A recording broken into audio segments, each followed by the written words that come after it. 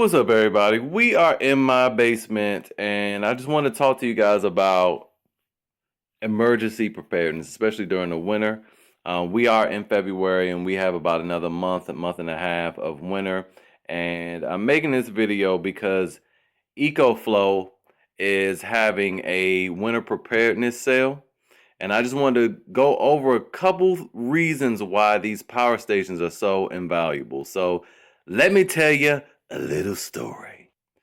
So I bought this really old house a couple years ago, and on occasions, when it rains really, really hard, I get some water intrusion through this crack in the wall. Yes, I know it's crazy, right? But I get that, and the water comes down, and it ends up flooding the basement. Now, usually it's not a huge issue because it flows right into the sump pump. It's very convenient. But when the power goes out, and this has happened one time, when the power goes out due to a big storm, the sump pump obviously stops working. This pit fills up and the water just goes through the basement. Now, when that happened, I thankfully had my little rigid shop vac, but that thing only handles like 3 or 4 gallons. So I was running back and forth for 3 hours trying to keep the water down in the basement. And it ended up only flooding out to about there, and it didn't reach the furnace on the other side and fry anything, or there's a furnace around there. So, and it didn't damage anything, thankfully. However, if I had a power station at the time, I could have just plugged the sump pump into this bad boy, and we would have had no issues. So I want to right now just demonstrate how this will work. So I have my ecoflow Delta 2 Max here, and I have the sump pump plugged into the back. Now, sump pumps do use a lot of energy, so we're about to activate this thing by pouring some water from the water heater into that, and we're going to see how much wattage or how much power the sump pump uses, and then we're going to do a little math to see how long we can keep it running. Let's go ahead and open up the floodgates. There we are. It's filling up. I just want to also add that it's good to test this out in controlled environments periodically, your sump pump, to make sure the thing is still functioning when you need it. Because that thing just popped up and clicked up. But there's been, oh shoot, this is why, hold on. Always remember to turn on the inverter. There we go. So let's check this out. 900 watts. And as you can see, the unit is telling us if this thing were to run continuously, it'll be able to run for 2 hours. That is, first of all, we know it's going to turn on and off, so it's not going to just run consistently.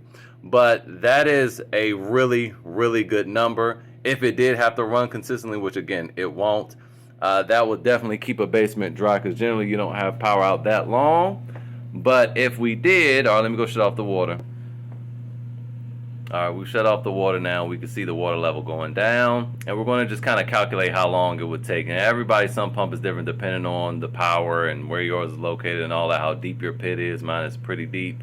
All right, now it's done. It's shut off. And we see that running that, and that was also with the hose continuously running water in there for a little bit, that only drained 1%. So roughly, we could say that this thing could run 100 times.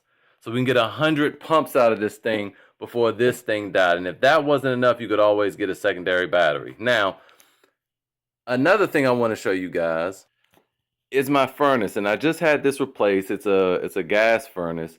So that means this runs off of 120.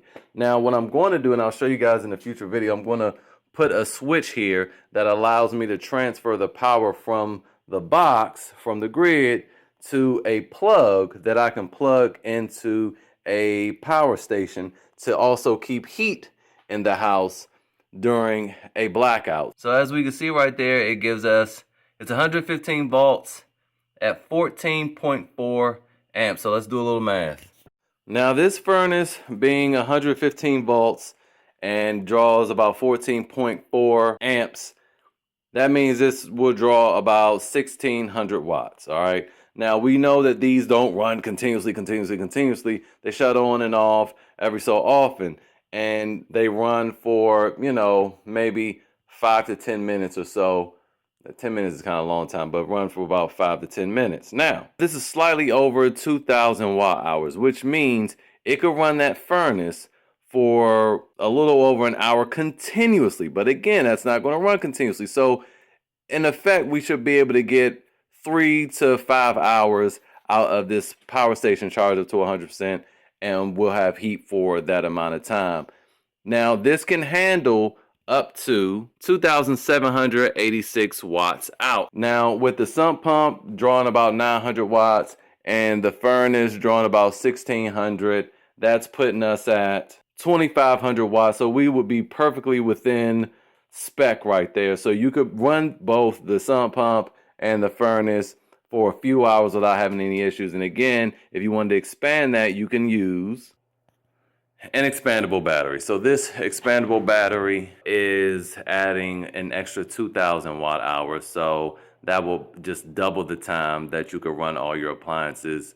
The big things, you have heat, you'll have your sump pump running so you don't flood your house. You would definitely be able to get through a night. And if you had solar, and generally if you had an issue during the day, this is the only time this will work. If you did have solar panels, you could also have these charging simultaneously while powering those devices, which will also extend the time. Now, some other devices I would need during a power outage is obviously a refrigerator. If you had like a little portable one, that would help. A microwave, and maybe a little cooktop. And of course, a cell phone. So, what are some things that you guys think is just necessary to be powered during a power outage?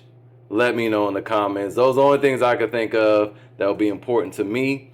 Again, you can go to ecoflow's website. I'll also link to their eBay store where you can find refurbished products. They still carry a 5-year warranty, and they often have incredible prices there. Now, I don't know that I would recommend you could get away, as we saw, with a Delta 2 Max, but I would go Delta Pro all day. That one's 3,600 watt hour capacity, and then also could power 3,600 watts.